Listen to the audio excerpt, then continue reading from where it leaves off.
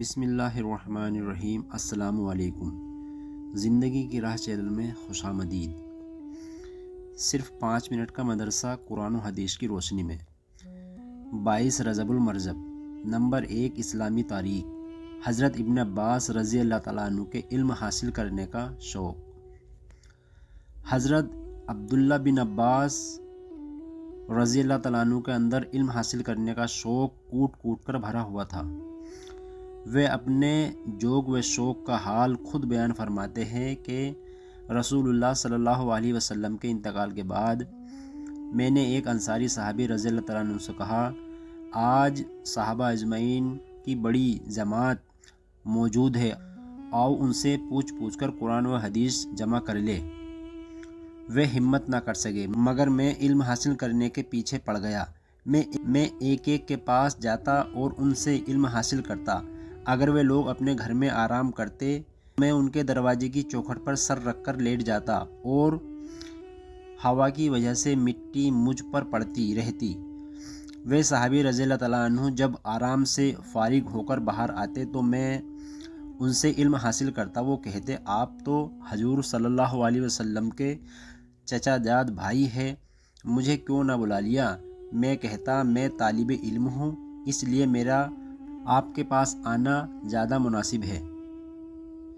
اس طرح تفسیر و حدیث کا بہت بڑا ذخیرہ میں نے جمع کر لیا اور لوگ میرے پاس علم حاصل کرنے کے لیے آنے لگے۔ نمبر 2 حضور صلی اللہ علیہ وسلم کا معجزہ، تھوڑے سے توشے میں برکت۔ غزوہ تبوک میں جب سامان خوراک ختم ہو گیا اور لوگوں کو بھوک نے ستایا تو آپ صلی اللہ علیہ وسلم نے چمڑے کا بڑا دسترخوان طلب فرمایا، چنانچہ وہ بچھا دیا گیا۔ پھر آپ صلی اللہ علیہ وسلم نے لوگوں سے ان کا بچا کچا سامان خوراک منگوایا۔ پس کوئی آدمی ایک مٹھی چنا کے دانے ہی لے آ رہا ہے، کوئی ایک مٹھی کھجور لے آ رہا ہے اور کوئی روٹی کا ایک ٹکڑا ہی لے چلا آ رہا ہے، یہاں تک کہ دسترخوان پر تھوڑی سی مقدار میں یہ چیزیں جمع ہو گئی۔ پھر آپ صلی اللہ علیہ وسلم نے برکت کی دعا فرمائی اور اس کے بعد فرمایا، اب تم سب اس میں سے اپنے اپنے برتنوں میں بھر لو۔ چنانچہ سب نے اپنے اپنے برتن بھر لیے، پھر سب نے کھایا، یہاں تک کہ خوب سیر ہو گئے اور کچھ بچ بھی گیا۔ نمبر 3 ایک فرض کے بارے میں، داڑھی رکھنا۔ رسول اللہ صلی اللہ علیہ وسلم نے فرمایا، مونچھوں کو کترواؤ اور داڑھی کو بڑھاؤ۔ فائدہ، داڑھی اسلامی شعار میں سے ہے اور داڑھی رکھنا شریعت میں واجب ہے، اس لیے مسلمانوں پر داڑھی رکھنا ضروری ہے۔ نمبر 4 ایک سنت کے بارے میں، پریشانی دور کرنے کی دعا۔ جب پریشان کن حالات ہو تو یہ دعا پڑھے، وَأُ فَرِجُوا أَمْرِي إِلَّا اللَّهِ إِنَّ اللَّهَ بَصِيرٌ بِالْعِبَادِ۔ ترجمہ، میں نے اپنے تمام حالات کو اللہ کے حوالے کیا، اللہ تعالیٰ اپنے بندوں کا نگہبان ہے۔ نمبر 5 ایک اہم عمل کی فضیلت، نماز عصر سے پہلے 4 رکعات ادا کرنا۔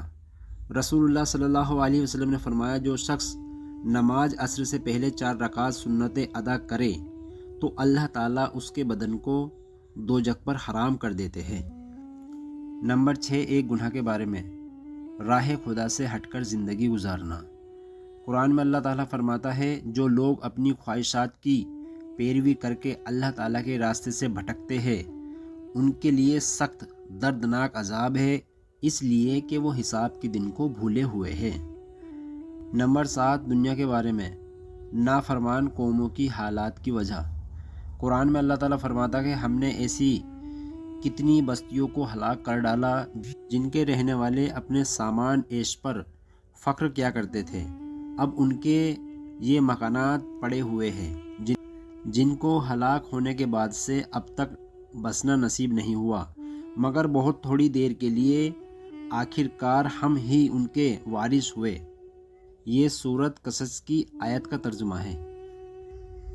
آیت فائدہ، آیت سے معلوم ہوا دنیا کے ساز و سامان پر نہیں اترانا چاہیے، کیونکہ اللہ تعالیٰ اس کو کبھی بھی ہم سے چھین سکتے ہیں، جیسے کہ ہم سے پہلے کتنے ہی عالی شان مکانات کو تباہ کر دیا اور آج اس کا نام و نشان بھی باقی نہیں رہا۔ نمبر 8، آخرت کے بارے میں۔ ادنا درجے کا جنتی۔ رسول اللہ صلی اللہ علیہ وسلم نے فرمایا، ادنا درجے کا جنتی وہ شخص ہوگا جس کے لیے 80,000 خدمت گزار ہوں گے اور 72 بیویاں ہوگی اور ایک موتی زبرجد اور یاقوت سے بنا ہوا خیمہ ہوگا، جس کی لمبائی مقام جامعہ سے مقام جا کے مانند ہوگی۔ نمبر 9، قرآن سے علاج، شہد کے فوائد۔ قرآن میں اللہ تعالیٰ فرماتا ہے، یخرج من بطونها شراب مختلف الوانہ فیہ شفاء للناس۔ ترجمہ، ان مکھیوں کے پیٹ سے پینے کی چیزیں نکلتی ہے جس کے رنگ مختلف ہوتے ہیں، اس میں لوگوں کے لیے شفا ہے۔ فائدہ، شہد ایک ایسی قدرتی نعمت ہے جو مکمل دوا اور بھرپور غذا بھی ہے، جو ہر شخص اور ہر عمر والے کے لیے بے حد مفید ہے۔ خصوصیت سے صبح صبح نہار منہ اس کا استعمال بڑی بڑی بیماریوں سے حفاظت کا ذریعہ ہے۔ نمبر 10، نبی کی نصیحت۔ ایک آدمی نے رسول اللہ صلی اللہ علیہ وسلم سے پوچھا، یا رسول اللہ، میں اپنے خادم کو کتنی بار معاف کروں؟